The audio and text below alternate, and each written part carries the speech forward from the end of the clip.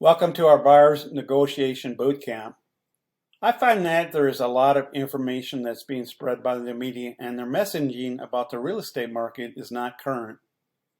Generally what they're sharing is a few months behind. So I always like to keep the workshop updated to make sure that we're delivering the most up-to-date information that is current to our local market. The goal for today is to make sure that you're comfortable and confident negotiating this massive purchase that you are considering making, and to do it in a way that helps you build your wealth as you go through it and you're getting the best deal that the market will allow. My name is Rob Kropauer. I've been selling real estate here in Albuquerque since 2016, and we moved here in 2001. I'm passionate about helping people build their generational wealth through real estate. And I believe that is my number one goal as your agent. I've worked with clients like Stan. He's a good case study for this. I find that a lot of people who are watching this workshop are either new to the home buying process or new to buying a home in Albuquerque, so that they find the process overwhelming. In this case, Stan's family moved here from Arizona, and the first step was to help them narrow down the areas. And after going through this workshop, we helped them find a good fit based on their lifestyle, the things they like to do, and what they were looking for in a property. They were ecstatic with the house that they ended up buying. It's so fulfilling to me to be able to do that, and this workshop helped them with that process. Even though it wasn't their first home purchase, but it was their first purchase buying a property here in Albuquerque. And they found a lot of value in this. So my commitment to you is that you're going to be able to do the same. Let's first talk about some misconceptions of negotiating a purchase, especially in this market. The first one I find is that you don't want to show your emotions when you are negotiating. But the reality is this process can be just as emotional for the sellers as it is for you. It can be emotional for both the buyer and the seller, but when we get everybody in the same page and understand that you as a buyer, your commitment is to buy the property, and the seller, their commitment is to sell the property. And that's how we're going to get everybody to the closing table and make everybody happy.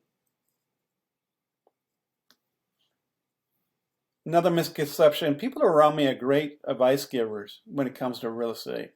But keep in mind that real estate is number one, hyper-local, and number two, real estate changes throughout the market shifts.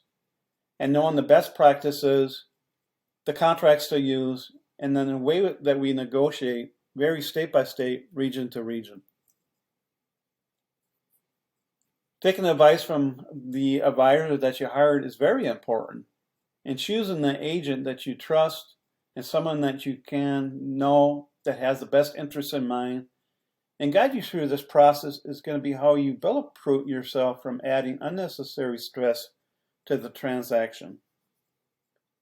Another one is home buying is scary, but the reality is when you understand the process, the steps themselves are not that difficult. When you're going through this process, my first job is to protect your equity, and the second job is to make sure that you manage your emotions. When you're educated and you know what to expect at each step of the way, it helps with the unnecessary frustration and when it comes to buying a house. The next was that you have to worry about getting screwed over.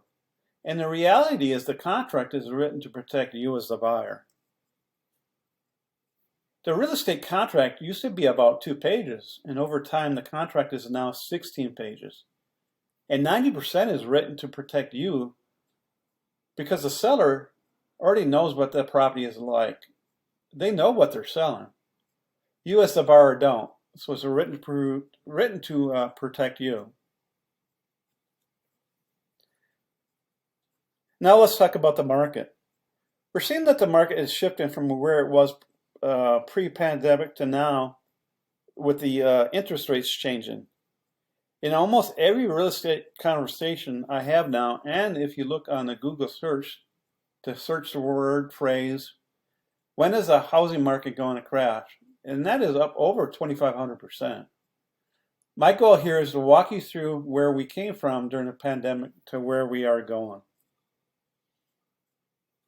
And there is a misconception when the market crashed in 2008, and that's reflective of the market correction. And it truly was a housing crisis, not a correction.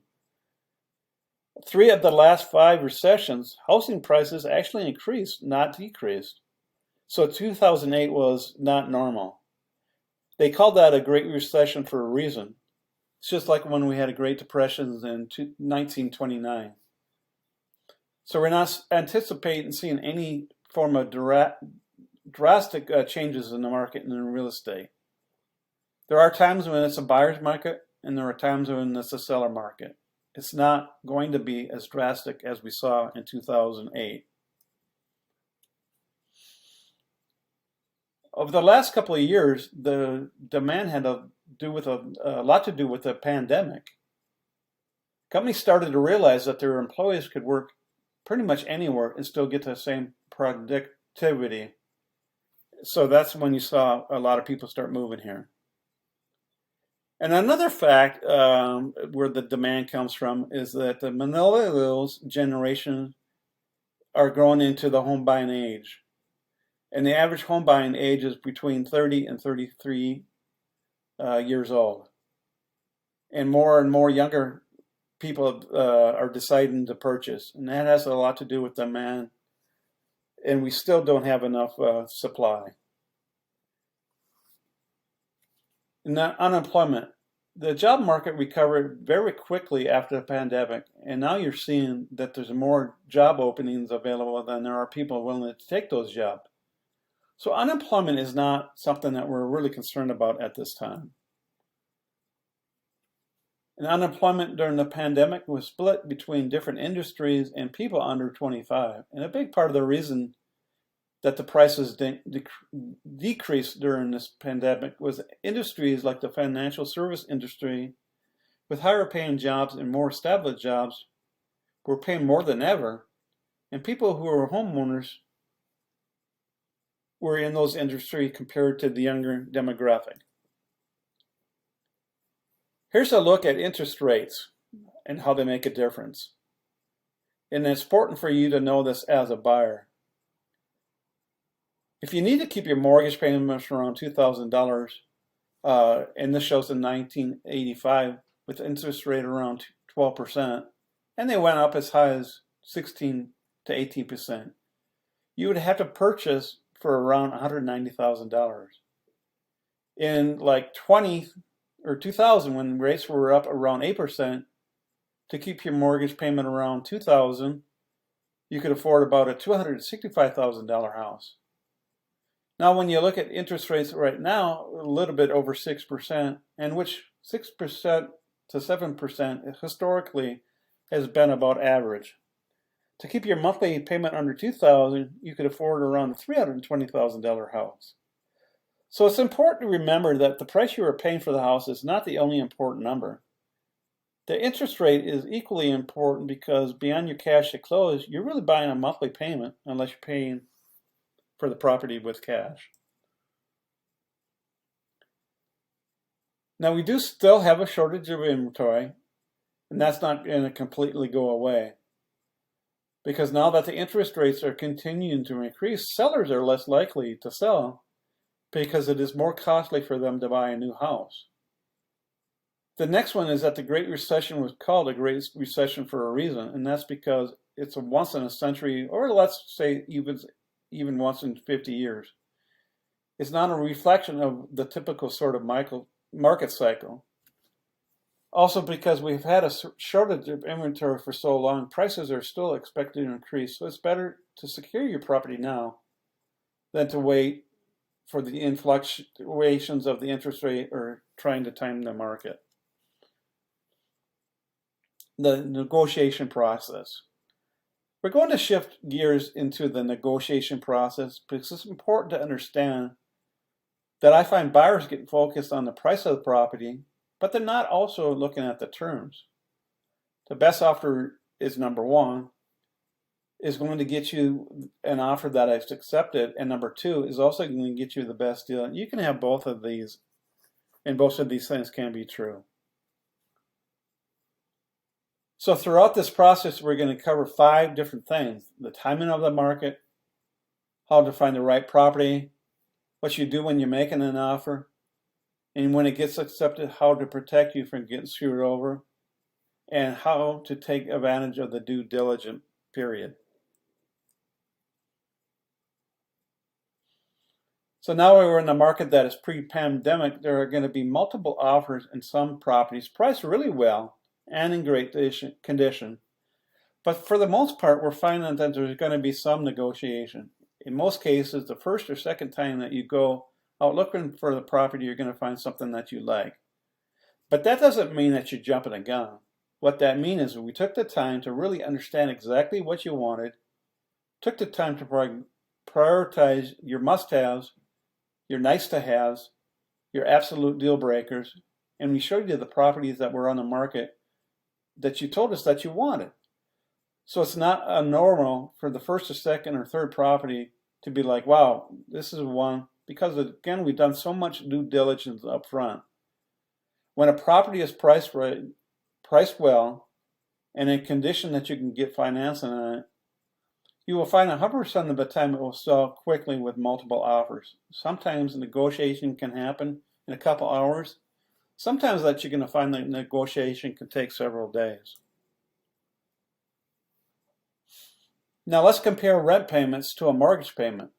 Unlike rent, your mortgage is paid after the month. You pay for the month of October on November 1st. When you close, you pay interest for the remainder of the month. So confirm with your lender when your first payment is going to be due. And we can time it so that you close well before your lease ends, so you're not making 2 payments.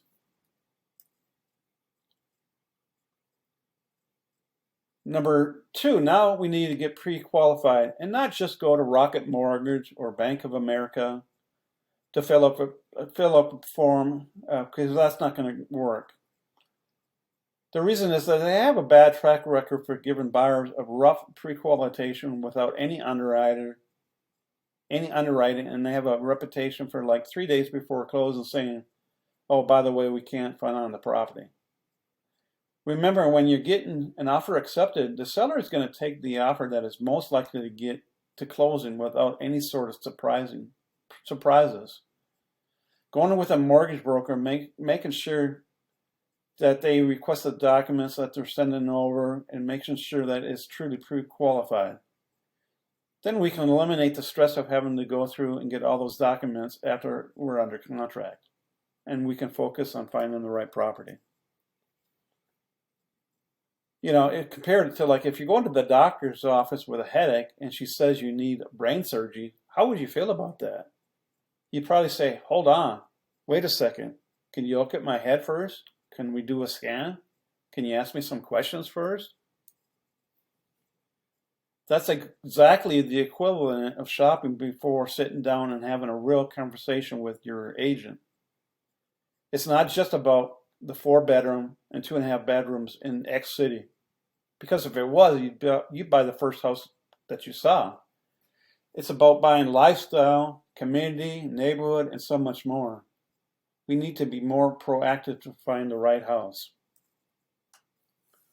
I started surveying a bunch of listing agents and asked them, what is it that makes you want to accept an offer? Danielle said having a qualified buyer and having a great lender. April said like having an agent who builds a relationship. TJ and Blair both agreed to that also. Having an agent who's not afraid to pick up the phone, telling the listing agent, I have a qualified buyer who is interested in this property. What do we need to do to get this offer accepted? Now about finding great deals. Now finding houses on Zillow, Realtor.com, and Redfin, they're great for your first searches, and if you want to have some fun, go ahead and shop around. But don't rely on them as your primary source. With an MLS search, you get the up-to-date, to-the-minute updates. Now, when you're looking at these other sources, proceed with caution. Only about 2% of buyers buy from the open houses that they see. Realtors use open houses to collect leads and add you to their follow-up campaigns. And for sale by owners generally list their homes for sale to get most money that they can. And oftentimes they'll be overpriced. They will generally use their own versions of the contracts, their lenders and title companies. So be careful.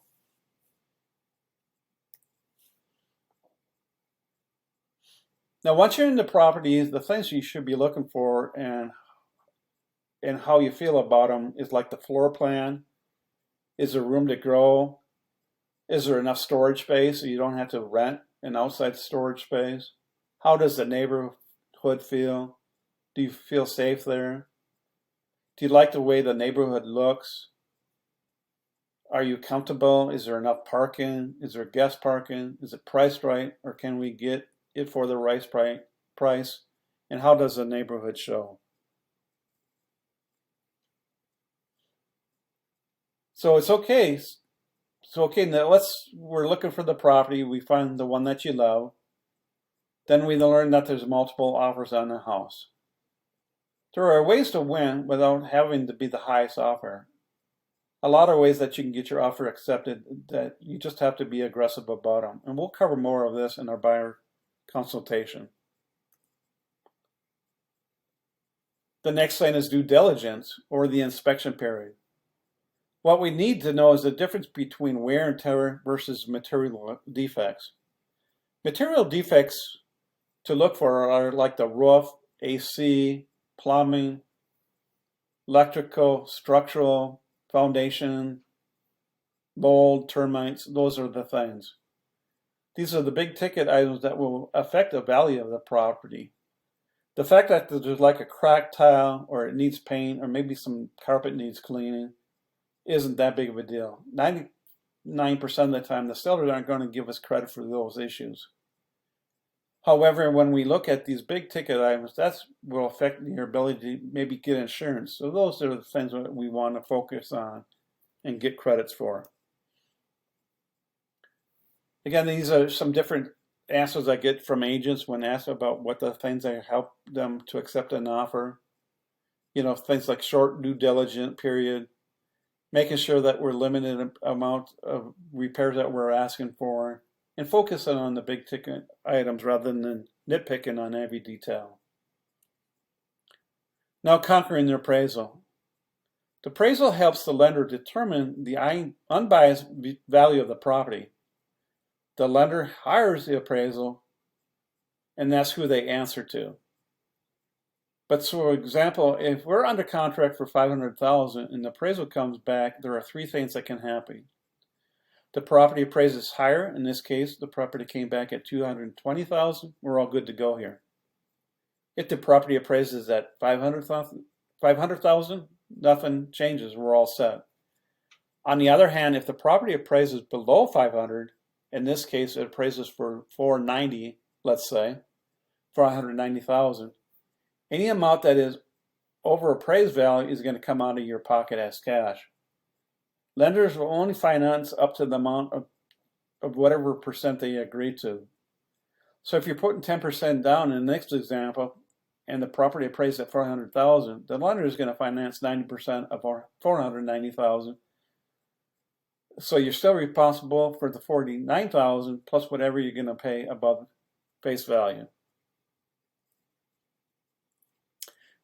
And if the appraiser comes in low, we can negotiate it. And if we decide that we can't come to terms, then we can just cancel the contract and walk away with no penalty to your deposit. Or we can pay the above what is, or pay above what the appraised value came in at. It's your choice. Now, going back to what agents have said in terms of the appraisal, If the appraisal is low and there's multiple offers, we do have to be aggressive. And we can start talking about that once we start getting into details of making the right offer. Now let's talk about getting clear to close from the lender. Once the title said that the lender is ready to close, we're good to go. And we can do the final walkthrough to make sure that the property is still in the same condition as it was during the inspection. And you will wire the remaining cash needed to close to the title company. And then we both go to the title company, and in most cases, it's done within an hour. And make sure that you bring the proper paperwork on the ID and your ID. So now we're going to go over now that we've gone through the entire negotiation process, let's talk about some misconceptions. Let's touch on some of the places where the buyers can get stuck. The big one is, I should wait one more year because I just don't feel ready.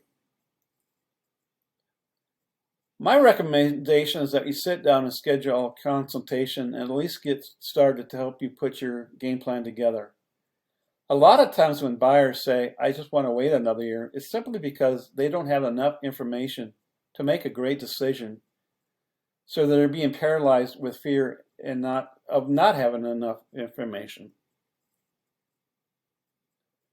And another one I hear, I'm going to wait until the market crashes. As I mentioned before, we have buyers who have been waiting and waiting for the prices to drop because they can't just keep going up, right? But we need to focus on the market indicators and not just on the national level. We need to look at the local level. And locally, prices rose to about 5% last year. Another one I'm here, I'm going with the first realtor I can think of. And we talked about choosing the right team. It's super important in making the great decision and making several of the right decisions throughout your transaction. Another one I hear, I don't know if I have enough money because I don't know how much I need. Well, we need to connect you with the lender and walk you through that process. And then we can focus on finding you the best financing. And even if you don't have enough money now, we at least have a number that you need to work towards. Another one, maybe you say, I don't know, maybe my credit's not good enough. Again, let's work with a lender. A lender can't sell you anything until you actually have a house that you want to buy. Until you buy the house, they're just a consultant to help you get ready for your purchase. I don't know where to start, so I'm kind of just continue to hold off until I feel ready. The reality, until you get started, you're never going to feel ready. So we really do invest a lot of time and energy making sure that you're fully comfortable and confident in the process. You know what to do, what to expect, you know where the sticking points are. You're going to be when you're ready, whether that's today, tomorrow, next year, 2 years. It's just that you know what's going to happen on every step of the process. So our goal today is for you to feel comfortable negotiating the best deal on the property without having to give up your firstborn and your left arm. And I hope that we did that for you today. And right now you may feel like, I can do this. I know I can do this. Let's go ahead. Let's get started. Or maybe you feel you need to take a pause. You need to think about it for a while. More because you have butterflies in your stomach maybe. And that's why I'm here as your professional. My job is to give you all the information that you need. It's important to feel both comfortable and confident that you're making the right decision. And to worry about all that, and I worry about all the details so that you don't have to. What will this do for you? I want you to think when you're done and you collect your keys at the closing table and move forward into your new property, what will that do for you? Will it bring your family closer together? Will you be closer to work? Or enjoy where you live? Or just be proud and entertain more? Is it giving your dog a backyard? What will buying a property do for you? And when you do decide to hire us, here's an overview of what you will get. You're going to get our home buying blueprint. It's a PDF document that will walk you through beginning to end the entire process. I find that between this workshop and the home buying blueprint, my buyers never feel that they have much anxiety. They know what comes next. They know they're making the right decisions, and they feel good about moving forward. We also put together a money buying playbook, which guides you through everything that you need to know about getting your finances ready for a purchase. We found that this was a great starting place for buyers that were not quite ready to buy today, but wanted to know more about getting ready. And our vendor list. I spent 10 years building relationships to make sure that we find you the best vendors. Everything from a roofer all the way to other trade people that you may need, to even like a personal organizer or the best accountant, pretty much everything in between. And home warranty. When you work with our inspectors that we recommend, you get over $20,000 of home warranties in case something goes wrong. Something that was missed on the inspection report. AC unit goes bad, or your refrigerator breaks down after closing. And then our VIP agreement. Our written agreement is a commitment to you, showing you everything that we're going to do for you. There's no cost or obligation. If you decide you want to work with someone else, all we ask is that you put it in writing and say, hey, I don't want to work with someone else. I've never heard anybody do that, but what we ask for in exchange is that you take our advice and you don't go cheating on us with another agent. We're going to invest a lot of time, energy, money, and effort to make you as our client. So with that, you ask us to be loyal to us as well. What's next? I hope that you're feeling a little bit more clarity in terms of the next steps. The next first thing is to book your consultation. You're going to see a link below. Fill that intake form and make sure the intake form is complete, because that's really what we're going to use to narrow down what you're looking for and to make sure that you attend the consultation. If there are any other decision makers that you want to be part of this, even if they're indirect decision makers, like a family member, someone who's going to put a portion of the down payment, include them in this experience. And then we'll set up property search alerts. We'll then figure out during the consultation when you need to start shopping and get into properties. And I hope that you have enjoyed this workshop. We spent a lot of time covering a lot of information, but I hope that this is value for you. And if you have any questions, feel free to call, text me, or email me. I'm here for you and looking forward to seeing you at our consultation.